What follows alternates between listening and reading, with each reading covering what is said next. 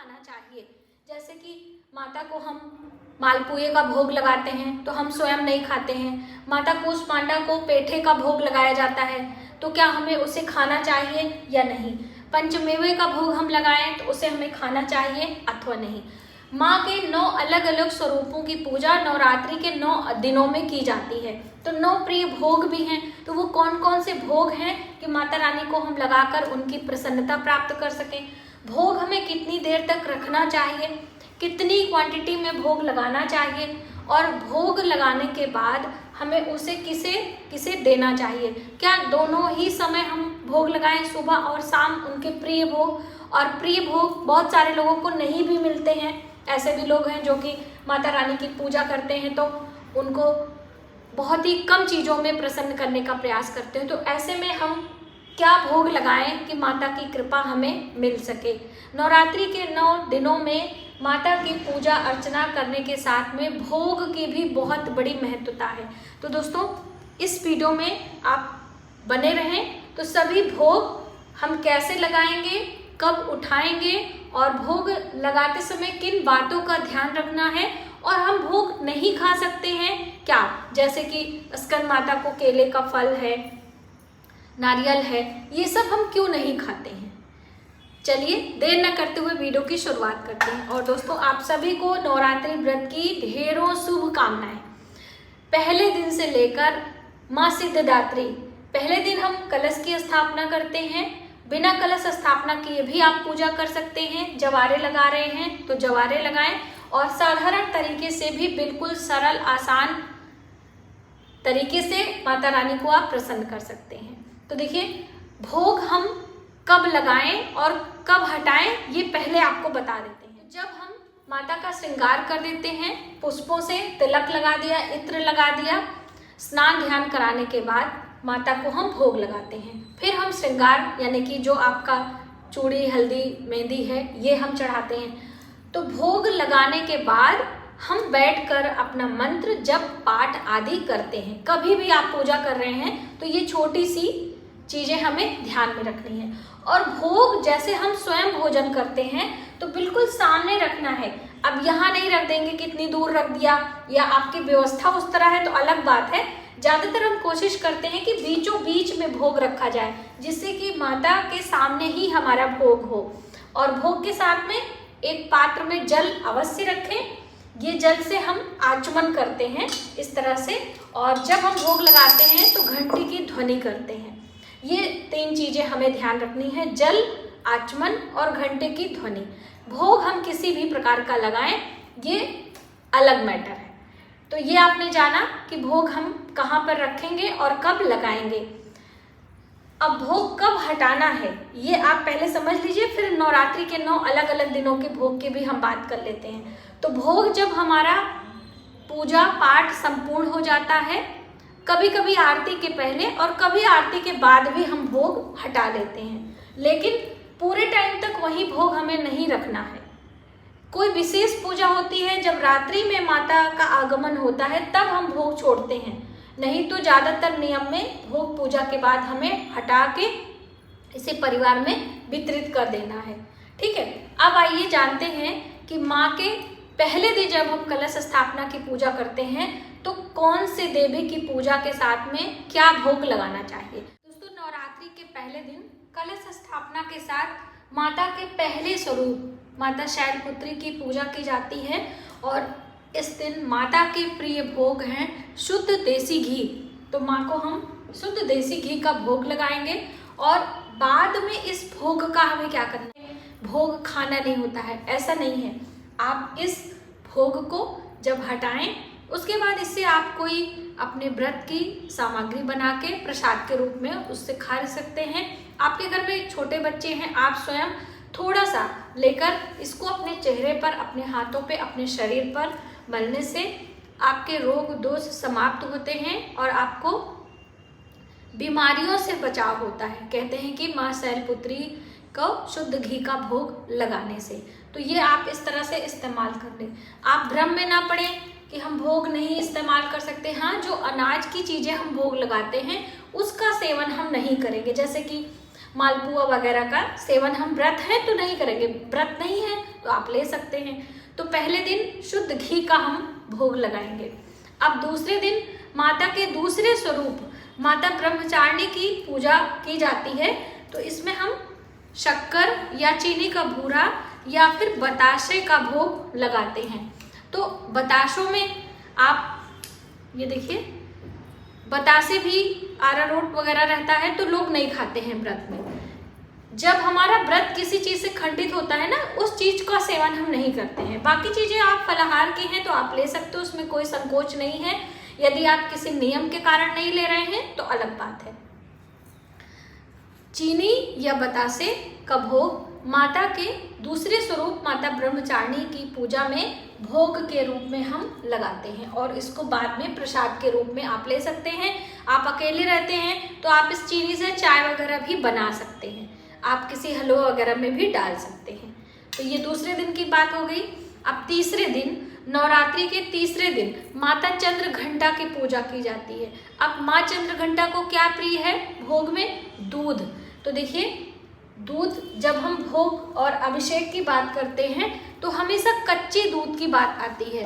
ऐसे करते दिखाई नहीं दे रहा, तो हमेशा कच्चे दूध की बात आती। अब ज़्यादातर घरों में कच्चा दूध नहीं रहता है, गाय का दूध हो और कच्चा हो वही सबसे बेस्ट है। बिल्कुल आप परेशान ना हो, कच्चा दूध नहीं है, आपका दूध उबल गया है, आप उसको थोड़ा सा गाढ़ा करके उसमें शक्कर डाल दें, यानी मिठाई का रूप दे दें। बस उस भोग को आप माता चंद्रघंटा की पूजा में इस्तेमाल कर सकते हैं और बाद में स्वयं प्रसाद के रूप में इस्तेमाल करें। बहुत ही शुभ माना जाता है। देवियों की प्रसन्नता के लिए अलग अलग दिनों में अलग अलग भोग की व्यवस्था हम मनुष्य करने का प्रयास करते हैं।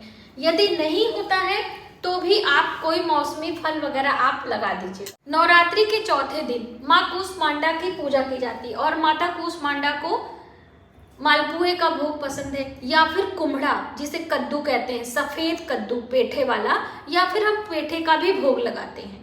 तो आप मालपुआ अनाज है, व्रत है तो ना खाएं, पेठा वगैरह खा सकते हैं। अब बहुत सारे लोग कहते हैं पेठा भी नहीं खाना चाहिए, तो अब देखिए दूध भी लगा है उसे भी हम ना खाएं, घी भी है वो भी हम ना खाएं। बहुत सारे लोग पंच मेवे का भोग लगाते हैं फिर ये भी ना खाएं। ऐसा थोड़ी है कि माता को हम जो लगा देंगे वो नहीं खाएंगे, है ना। अगर आप ऐसा मानते हैं तो आप माने, इसमें हम आपका कुछ भी नहीं कर सकते हैं। लेकिन हमारी जैसा भाव है, जैसा जहाँ तक हमने समझा है, ऐसा नहीं है। हाँ, नवरात्रि के दिनों में बहुत सारे लोग लौंग नहीं सेवन करते हैं, बहुत सारे लोग तेल घी श्रृंगार नहीं करते, वो एक अपनी मान्यता के अनुसार होता है, ठीक है। तो बस आप इस तरह से चौथे दिन कूष्मांडा को पेठे का या फिर आप मालपुए का भोग लगाएं। अब नवरात्रि के 5वें दिन माता स्कंद की पूजा में केले का फल यानी कदली का फल बहुत ही प्रिय है। तो कदली, केला, माता को पीले रंग की चीजें प्रिय हैं, तो पीले रंग के वस्त्र, पीले रंग के पुष्प, पीले रंग के फल हम भेंट करते हैं। केले का फल भोग लगाएं, बाद में आप बच्चों को भी दे सकते हैं।